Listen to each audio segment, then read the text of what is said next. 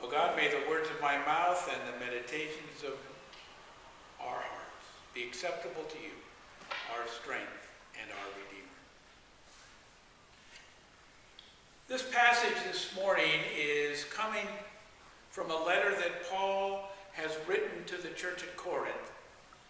The church at Corinth is a relatively new church, but it's obviously, if you watch Paul's path, it's a church that was started before where he is now in Jerusalem.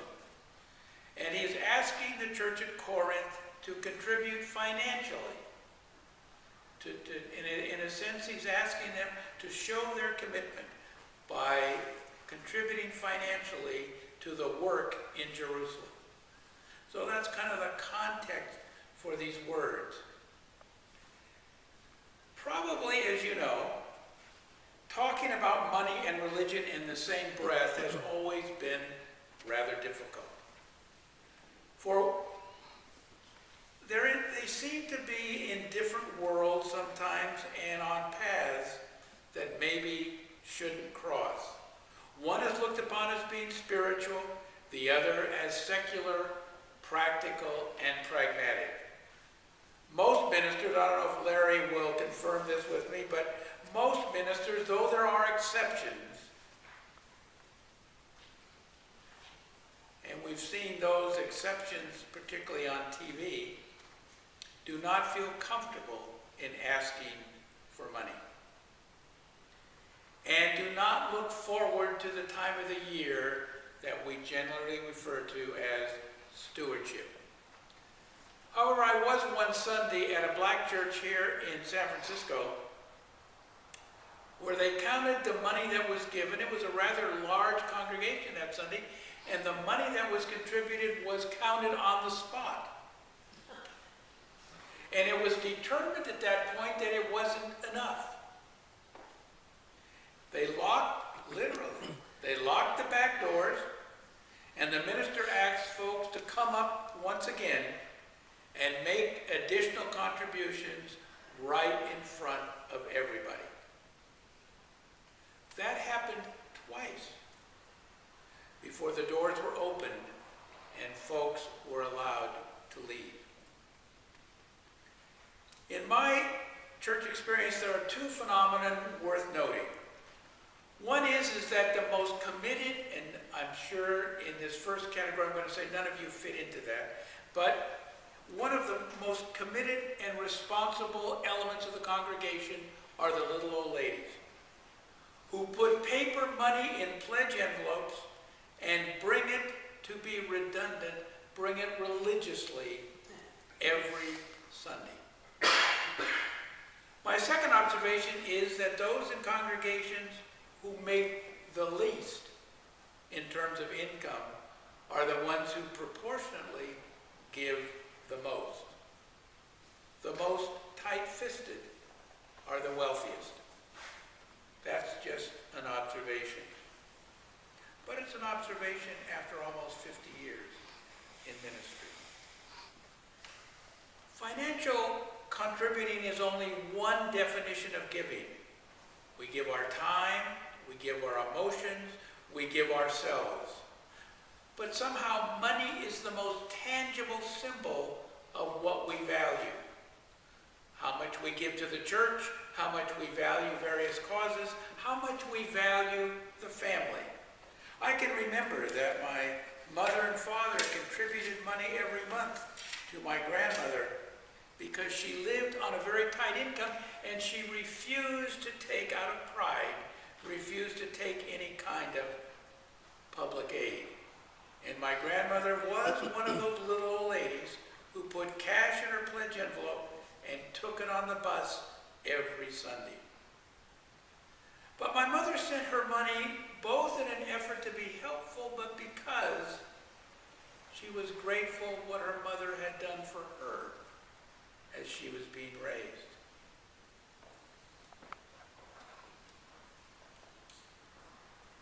Though the level of financial giving can be a measure of how much we value something, I think a dynamic that's got to be factored into this is the dynamic of motivation. Why do we give? For some, it's a tax break. I've been in congregations where when people feel that charitable contributions can be tax deductible, that they wait until the end of the year to decide how much they're going to contribute, depending upon how much they need to take off the taxes that they're going to pay. You do wonder somewhat about the motivation. For others, it's recognition. They will give to a college or a church or to a civic venture if their name can be placed on a building, or in some way other, they can be recognized or honored for their generosity. A third motivation, and one that is often used in the church, is guilt. How many times have you seen on TV a spot featuring an actor or an actress in a foreign country holding up a child who has lost a parent or both parents, who is near starvation, whose tears are rolling down their cheeks, and this actor, actress are pleading for money? Now, I am in no way saying that those children are not deserving of the money. But clearly the portrayal is to motivate the guilt within us that we might open up our wallets. And how many times those of us who are or who have been parents, how many times have we been caught in the dilemma of how much do we give our children and when do we stop the giving? But you know what happens? This is my child. And it really tugs on the heart, and the guilt runs wild.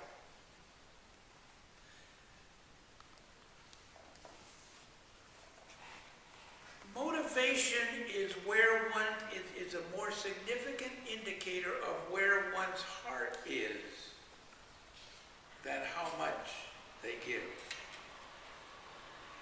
In verse 9, Paul says, "For you know the generous act of our Lord Jesus Christ, that though he was rich, yet for our sakes he became poor, so that by his poverty you might become rich." Jesus was a very gifted and very talented person. He was charismatic. He drew people to him. He was someone people liked. He was a good speaker. People responded to him. But he made the decision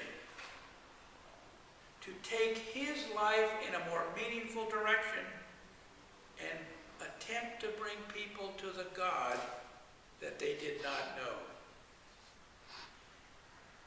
And for that motivation, he not only became a poor man financially, but in time he gave his life for what he believed and for what he could do for others.